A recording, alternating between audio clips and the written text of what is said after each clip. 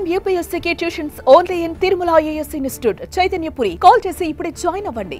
భద్రాద్రి రాములోరి కళ్యాణానికి సర్వం సిద్ధమైంది. ఈ నెల 6న భద్రాచలంలో శ్రీరామనవమి కళ్యాణ వేడుకలు ఉపయోగించి స్వామివారి కళ్యాణ ముత్యాల తలంబ్రాలలో గోటితో ఒలిచిన కోటి తలంబ్రాలను తూర్పుగోదావరి జిల్లా కోరుకొండకు చెందిన శ్రీకృష్ణ చైతన్య సంఘం భక్తులు ఎంతో భక్తి శ్రద్ధలతో తీసుకొచ్చి రామాలయంలో ఆలయ ఈవో రమాదేవి ప్రధాన అర్చకులకు ప్రత్యేక పూజలు చేసి అందజేశారు.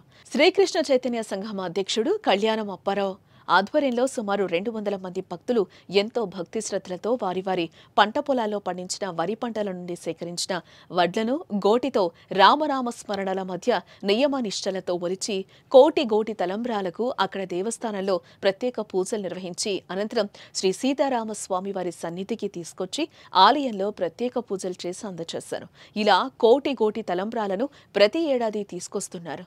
ఇప్పటికీ 14 సార్లు స్వామివారికి తలంబ్రాలను అందచేయడం తమకు అదృష్టంగా భావిస్తున్నామని, ప్రతి ఏటా పంటలు పండే కాలంలో ఇలా వరి ధాన్యాన్ని స్వామివారి కోసం తీసి ముందుగా కోటి తలంబ్రాలు సిద్ధం చేసి భద్రాచలం శ్రీ సీతారామచంద్ర స్వామి వారి కళ్యాణానికి వినియోగించడం పూర్వజన్మ సుకృతమని అధ్యక్షుడు భక్తులు పరవశించిపోతున్నారు.